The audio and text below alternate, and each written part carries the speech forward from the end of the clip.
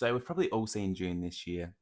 We all grew up watching Star Wars, and we all know there's not much better than a good space opera. And at the moment, in the book community, we are getting two fantastic series that are coming out at the moment. We have the Red Rising Saga by Pierce Brown and Sun Eater by Christopher Rocchio.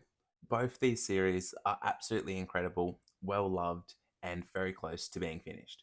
As it is today, I've read the entirety of the Red Rising saga, and I've read book one of Sun Eater, The Empire of Silence. So I wanted to tackle the two together. I wanted to tell you what each of the series is about, what are their differences, why they're both so good, but feel the space opera genre so differently, how they are both incredible series that you should both read, but at different times and have different expectations for each of them. So, firstly, the setting for each series. In Red Rising, we are dealing with just humans in our solar system. We're in a future where corporations went and populated our solar system, and they kind of took over from governments and set things up in their own structure where they went in a class based system. They have colors to name each class. So they have the golds at the top and reds all the way down at the bottom, and a bunch in between that all sit well under the golds. The golds rule with an iron fist. They are ruthless and they don't look after everyone too well.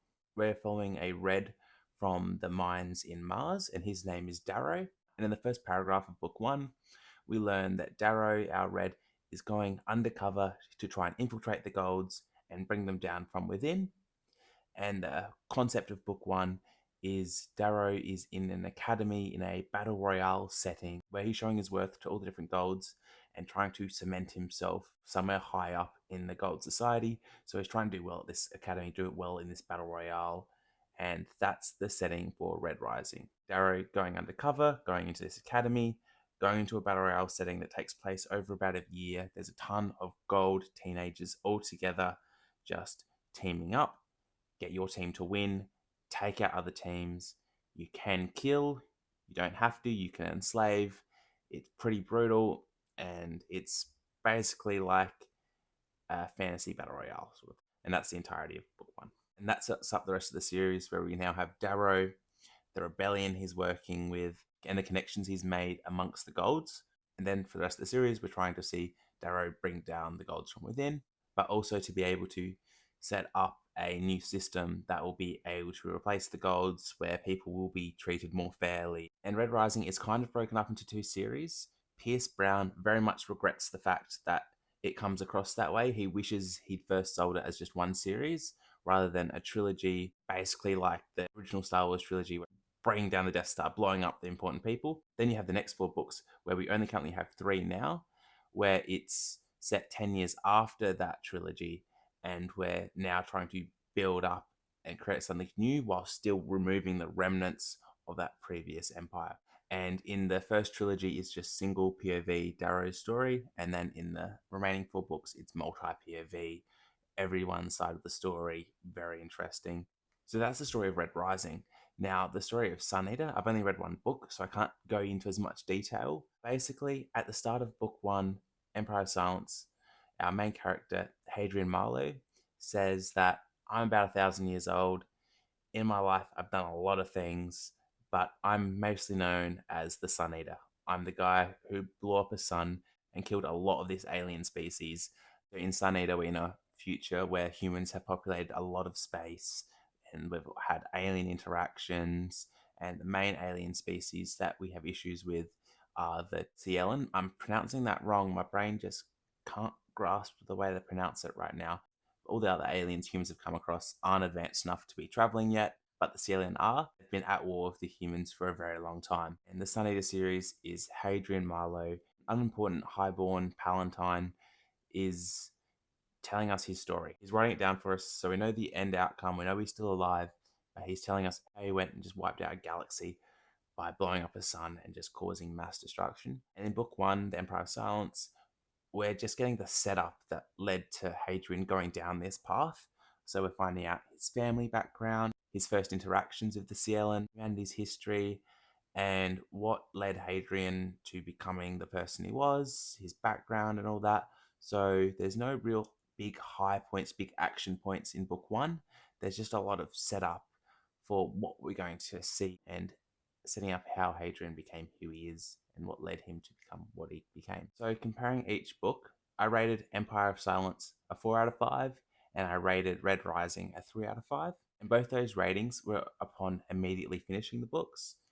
After I've sat on each of them, I would give them both zero point 0.5 more. I would give Empire of Silence a 4.5 out of 5 and Red Rising a 3.5 out of 5, and both for different reasons. So the reason I rated Empire of Silence at 4 out of 5 and then 4.5 out of 5 is I went from reading the ebook to then listening to the audiobook to finish off the book, and the audiobook just didn't hit the same for me as the ebook. I wasn't able to take as much time and digest it as much, which you really need to with Sun Eater. I didn't digest it as quickly with the audiobook, but after sitting on it, I was like, no, I did really like that book and it did finish strong.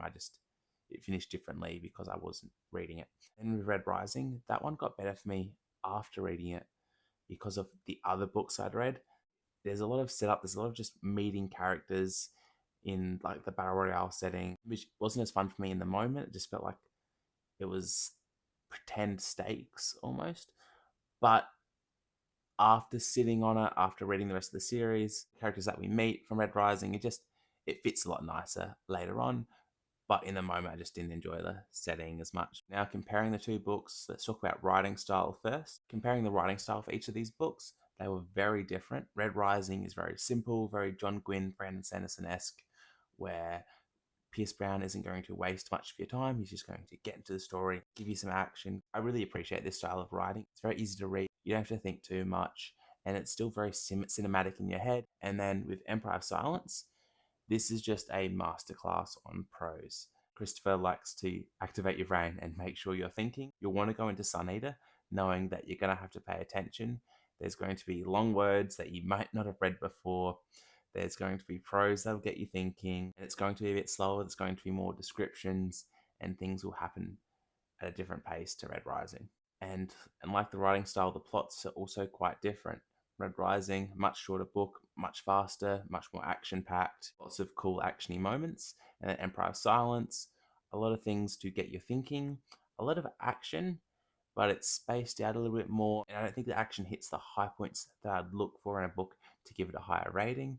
Just like with Red Rising, I don't rate it as high because although there's some very good action points and some very good high points in the book, because it's in that academy setting, they don't hit the same highs for me that the series does later on. And it's a similar thing with Empire of Silence.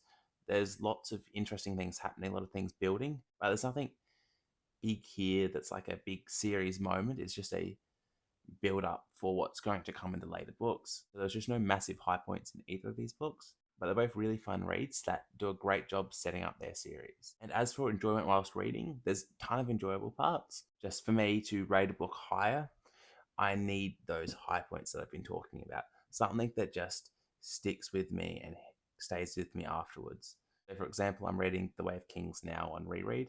There's always moments in there that just, they put my emotions to at max, whether that's a sad or a happy emotion. There's something going on in the book that is reaching a high point. And it's just with these two books, they're both fantastic, but I just didn't reach that height. They just got me to like a 6 or a 7 sort of range rather than a 10. But yeah, I'd highly recommend either of these series to anyone interested. If you want something a bit more simpler, just straight into the action, like grimdark fantasy but in space, definitely check out Red Rising. And then if you want something that's like Name of the Wind meets Dune, something that's a bit more prose heavy, something that's going to have you thinking, but it's also super, super awesome, go with Sun Eater. Both incredible series, both awesome space operas, very different, but both incredible. Thank you so much for watching this video. Please comment down below your thoughts on both of these series. Let me know what I got wrong in this video, what I got right, if I got anything right. You know the deal. Subscribe, comment, like the video. If you want to get unedited, constant updates on the books that I'm reading as I'm going through them, check out my Patreon. I've just started that up. I'm just putting up my thoughts as I go through all my books. And if you've got a book you want me to read, you can put in a raffle on the Patreon. And if you want to read Sun Eater with me, join my book club on Fable. It's completely free. We're doing Howling Dark next month. It's going to be a blast.